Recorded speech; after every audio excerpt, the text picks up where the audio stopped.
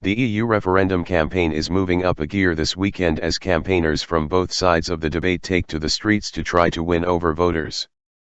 PM David Cameron warned that leaving the EU would have a devastating impact on infrastructure projects. Billions in funding would be lost, he said in a speech in his constituency. Vote Leave's Boris Johnson, in Bristol, said the UK should leave because the EU has changed out of all recognition from what we signed up for. Grassroots Out, which is also calling for the UK to leave the EU, is holding a series of nationwide events on Saturday, while the official Britain Stronger in Europe campaign said it was putting on about 1,000 events across the UK. Labour leader Jeremy Corbyn encouraged his supporters at a rally in London to vote Remain, saying it was not the European Union that's the problem, it's the Conservative government.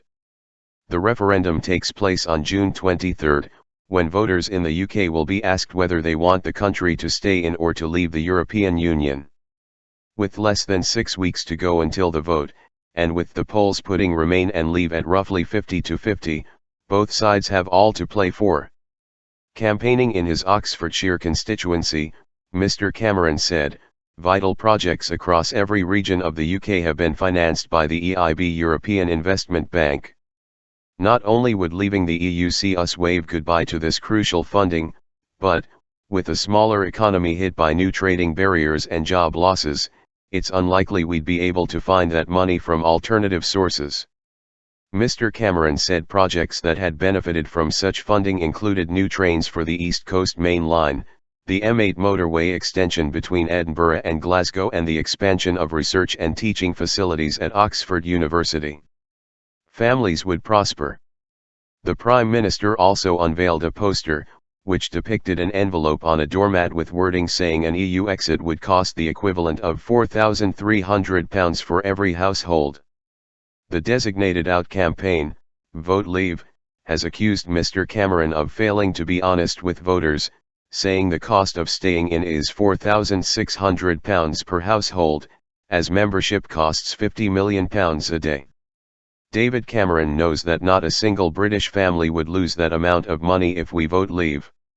In fact, they would prosper as we spend our money on our priorities, said Vote Leave Chief Executive Matthew Elliott.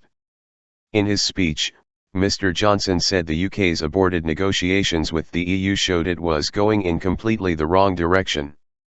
All our attempts at reform are hopeless unless we vote to leave, he added. To those who say we can't do it, we can't survive on our own, I say yes we can, because we are the 5th biggest economy in the world. This chance will not come again. This is the moment when we all have one equal vote, when everyone in this country can speak truth to power. And that truth is that we are better, braver, stronger and greater than those on the Remain side are currently saying that we are. Work within Europe. At a rally in London, Mr. Corbyn, regarded as his party's most Eurosceptic leader in a generation, attacked the Conservative government as he sought to rally support for a Remain vote on June 23. The Labour leader, who has been encouraged by some in the party to take a more prominent role in the campaign, said, "There is so much more the European Union could be doing if we had a government making the right choices and with the right priorities. That is why we are voting to remain and reform, to work within Europe to improve people's lives here in Britain. The Tories are doing the opposite." The cross-party Grassroots Out group, which lost to Vote Leave in its bid for the official campaign designation, held a series of events including a rally in Chester addressed by former Conservative Cabinet Minister Owen Paterson and UKIP migration spokesman Stephen Woolf. Mr. Paterson said a vote to leave on June 23 would be the safer choice. "If we vote to remain, we will be consigning ourselves to being a colony of an EU superstate, with more integration and increasingly diminished British influence," he said. Lib Dem leader Tim Farron and Green MP Caroline Lucas were among the politicians taking part in the pro-Remain events. BBC political correspondent Ian Watson said Mr. Cameron seems to have more in common with them than with people in his own party. Our correspondent said internal Tory divisions over the EU were becoming increasingly bitter and party unity would be a challenge, win or lose after the referendum. Meanwhile, left-wing filmmaker Ken Loach has become the latest figure from the arts to express a view on the referendum, saying, "The EU, as it stands, is a neoliberal project. How do we fight it best, within or without? On balance, I think we fight it better within and we make alliances with other European left movements. But it's a dangerous moment.